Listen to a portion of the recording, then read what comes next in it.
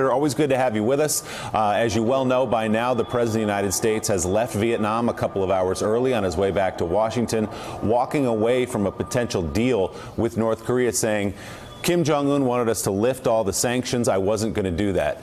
Did the president do the right thing?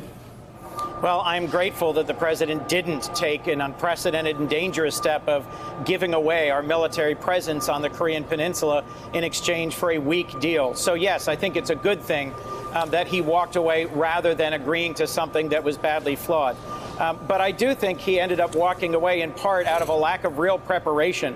I'm concerned by a report by NBC News that American negotiators had dropped a requirement that North Korea make a full and transparent accounting of its nuclear missiles, its nuclear research program, its nuclear enrichment facilities. President Trump famously criticized the nuclear deal with Iran that President Obama accomplished as being terrible and weak. One of the most important features of that deal was that we finally got a full and transparent accounting of all stages and steps of Iran's nuclear program and the opportunity to do searching inspections on all of it. That's something we should not drop in negotiations with North Korea. And I'm concerned there doesn't seem to be a follow-on or next step to transition this to professional diplomacy between technical experts. We need to stop with the reality TV summits and move towards real and serious diplomacy with North Korea. Senator, is it naive, not just for President Trump, but for any American or any diplomat, to think that North Korea ever would fully give up its nuclear program, given that that's the only leverage it has in the world? Well, they also have a very strong and lethal cyber attack capability, but I think so. I think it is naive. And don't believe me, believe President Trump's own Director of National Intelligence, Dan Coats, who recently testified to Congress that our intelligence community assesses that Kim Jong-un will never fully denuclearize. There are two very concerning things to me about President Trump's comments.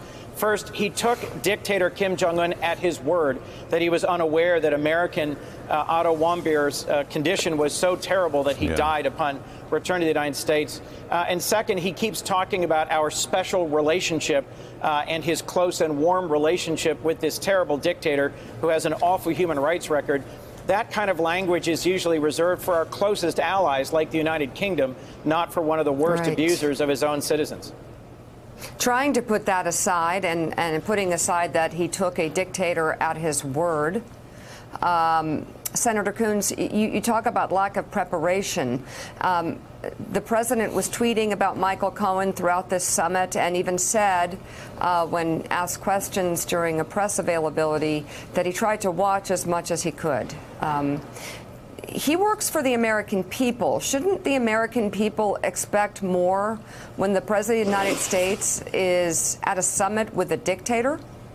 Absolutely. We would hope that he would be exclusively focused on trying to accomplish a diplomatic breakthrough with a country that we know has nuclear weapons and intercontinental missiles and has threatened to attack us. And clearly the president was greatly distracted, as was the whole country, by the riveting testimony of Michael Cohen. Look, I'll agree with President Trump that Michael Cohen is a liar and a criminal who's now going to jail. But the striking thing here, Mika, is that so's Roger Stone, so's Paul Manafort, so's Michael Flynn. Apparently, candidate Trump surrounded himself with criminals and liars, yet we're supposed to believe that neither he nor his campaign did anything illegal. We have to remember what the important thing was that came out of Michael Cohen's testimony yesterday. I'm sure President Trump isn't the first president to have an affair or to do improper things to cover it up. So no matter how distracting the sleazy aspects of a porn star hush payment might be, the important matter yesterday was that Michael Cohen testified that he was in the room as President Trump, then candidate Trump, heard from Roger Stone about their coordination of efforts to make sure that WikiLeaks disclosed the materials stolen by Russian intelligence from the DNC in order to influence the 2016 election. That really matters. I'm certain he's the first president to be credibly credibly questioned over whether or not there was some role between his campaign and a hostile power. David Ignatius.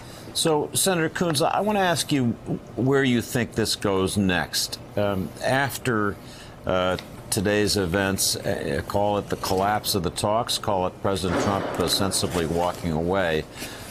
What happens now, and what do you think the dangers are in terms of returning to a highly confrontational situation? How's that best avoided?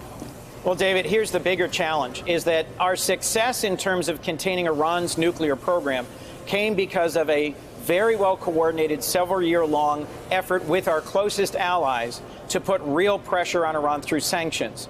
That's the thing we need to be doing now, sustaining our sanctions against North Korea. And I'll commend the president for walking away rather than lifting all of our sanctions.